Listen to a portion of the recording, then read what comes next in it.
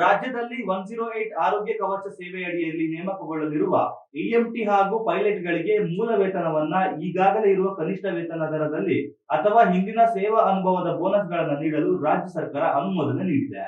ಈ ಸಂಬಂಧ ಆರೋಗ್ಯ ಮತ್ತು ಕುಟುಂಬ ಕಲ್ಯಾಣ ಇಲಾಖೆಯ ಸರ್ಕಾರದ ಅಧೀನ ಕಾರ್ಯದರ್ಶಿ ಸುತ್ತೋಲೆ ಹೊರಡಿಸಿದ್ದಾರೆ. ರಾಜ್ಯದಲ್ಲಿ ಆಂಬ್ಯುಲೆನ್ಸ್ ಸೇವೆಯನ್ನ ಉತ್ತಮಗೊಳಿಸುವ ಉದ್ದೇಶದೊಂದಿಗೆ ಈ ಕ್ರಮಗಳನ್ನು ಕೈಗೊಳ್ಳಲಾಗುತ್ತಿದ್ದು, ಭವಿಷ್ಯದಲ್ಲಿ ಆರೋಗ್ಯ ಕವಚ ಸೇವೆ ರಾಜ್ಯದ ಜನತೆಗೆ ಮತ್ತಷ್ಟು ಗುಣಮಟ್ಟದ ಆಧಾರದಲ್ಲಿ ದೊರಕುವಂತೆ ಮಾಡುವುದು ನಮ್ಮ ಉದ್ದೇಶವಾಗಿದೆ ಎಂದು ತಿಳಿಸಿದ್ದಾರೆ. 1098 ಆರೋಗ್ಯ ಕವಚ ಸೇವೆಯ ಒಡಂಬಡಿಕೆ ಪಾಲುದಾರರಾದ ಜಿವಿಕೆ ಇಎಂಆರ್ಐ ಸಂಸ್ಥೆಯಿಂದ ಹಿಂಪಡೆದು ಆರೋಗ್ಯ ಮತ್ತು ಕುಟುಂಬ ಕಲ್ಯಾಣ ಇಲಾಖೆಯಿಂದ ನಿರ್ವಹಿಸಲು ಸೂಚಿಸಲಾಗಿದೆ.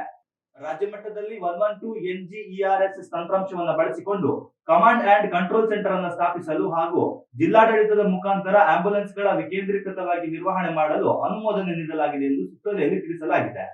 ಉತ್ತಮ ಸಂಸ್ಕಾರಯುತ ಶಿಕ್ಷಣದೊಂದಿಗೆ VSS English medium CBSE school Udupi Muddur. ನರ್ಸರಿಯಿಂದ 10ನೇ ತರಗತಿವರೆಗೆ ಶಿಕ್ಷಣದ ಜೊತೆಗೆ 5ರಿಂದ 10ನೇ ತರಗತಿವರೆಗಿನ ವಿದ್ಯಾರ್ಥಿನಿಯರಿಗೆ ಉತ್ತಮ ಹಾಸ್ಟೆಲ್ ಸೌಲಭ್ಯವೂ ಇದೆ. ನಿಮ್ಮ ಮಕ್ಕಳ ಪ್ರವೇಶಾತಿಗಾಗಿ ಈ ಸಂಖ್ಯೆಗೆ ಕರೆ ಮಾಡಿ.